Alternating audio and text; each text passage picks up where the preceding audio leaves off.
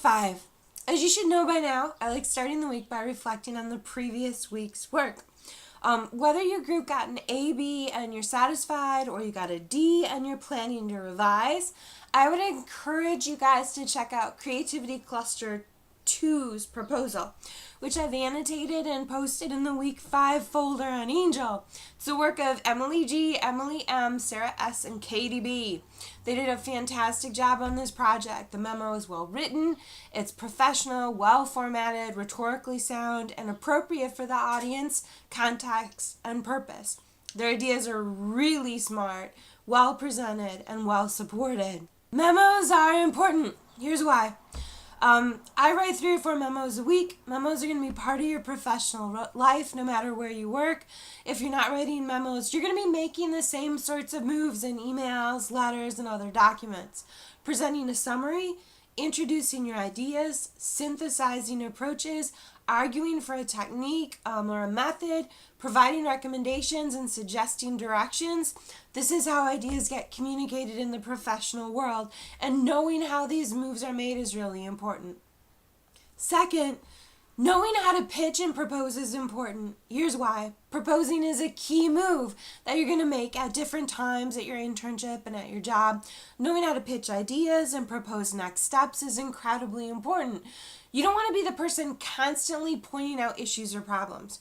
You want to be the person constantly coming up with innovative ways to address issues and problems. And third, collaboration is important. Collaborative thinking and working is what will set you apart in your professional life. If you can work with a group of others, brainstorm effectively, manage a project or multiple projects, and come up with ideas, some of which bomb and some of which soar, you're going to be valued wherever you work. Although we often in school value individual, isolated tasks, in your professional life, much of what you do will be done collaboratively.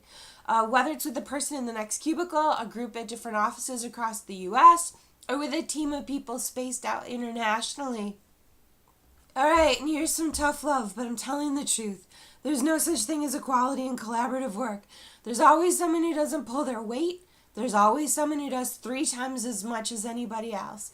I see this in my everyday work, whether I'm observing a group of interns, managing my staff, or serving on committees with other professors.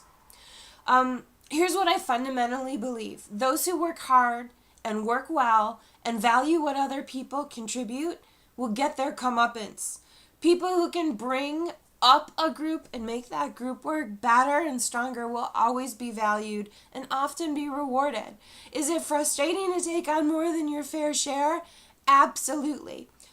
Do we go home at night and take out our rage on the things that we love, like our cell phones and our Xboxes? Absolutely. Do we get our just rewards? Often.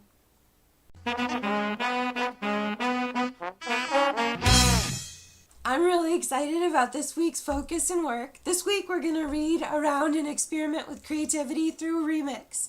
A very wise professor of mine when I was an undergrad used to say, there are only about 10 good ideas in the world. The rest of them come from rethinking those 10 good ideas. So the readings and materials for this week all have to do with taking existing materials and making something new out of them and the implications of doing so. So the first creativity reading is by Austin Kleon, a chapter from his book titled Steal Like an Artist. Pablo Picasso is cited as stating, good artists copy, but great artists steal. By this, he meant that copying is a somewhat cheap trick, but stealing is part of artistic brilliance. Stealing is part of the influence we all feel and take from that which has been done before us, that which has been written and created by those before us. To copy is to take something. To steal is to make it your own, and Kleon explains this better in his chapter. The next couple of readings get at the potential implications of remixing in today's culture of copyright. That is what happens when you steal something that belongs to someone else. So we're going to read a comic book called Bound by Law that's about public domain and intellectual property from a documentary filmmaker's perspective, but the implications apply in much broader ways. We're also going to watch a chunk of the New York Public Library talk by Larry Lessig. It's part of a series where they're talking about how a now famous lawsuit related to the Obama Hope poster from 2008 and the resulting lawsuit against Shepard Fairey, the artist who created the poster. Then we'll watch a snippet of an interview with Girl Talk and check out a really cool site that visualizes all the material that he's taken and remixed to create his album All Day. Then you'll watch a set of creativity samples showcasing mixing, remixing, mashing, and more. Most of them are hilarious because a lot of contemporary examples of remix are for political reasons or parody or just to be funny. The first one you watch is a parody of movie trailers, which does a really good job of showing what the movie trailer genre is and what it does. Then you're going to watch some remixed movie trailers. First, some trailers for movies that never happened, and then recreations of movies in 30 seconds with bunnies. The final set of materials are creativity sparks. They're kinetic type pieces. For Project 5, you're going to remix, and you're going to create with some constraints. I'm going to provide you with the materials that you can use for this week's project, and you can only use those materials.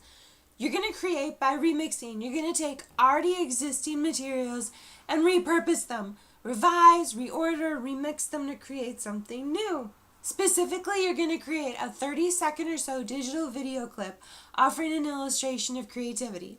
Using either Windows Movie Maker or Apple iMovie, they're both free and relatively easy to use.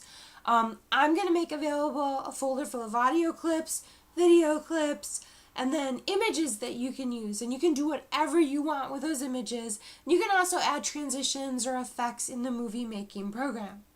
As for thinking about and planning your digital video, I would suggest you guys draw upon a tool you probably learned in high school, the thesis statement. You have 30 seconds to present an illustration of creativity. You have to have a core idea that you want to convey, a key thing you want people to take from the video. Otherwise, you might just wind up mushing together 30 seconds worth of stuff that doesn't really go anywhere or say anything. Some example video theses include: creativity is freedom. Creativity is building on something else that's already been done and making something new. And everyone is creative. There's a Project 5 assignment and materials folder on Angel. That's where you're going to find the full description of the Project 5 activity. You'll also find all of the files that you can use. And I've also included 3 sample videos if you want to take a look at a couple of examples as you get started.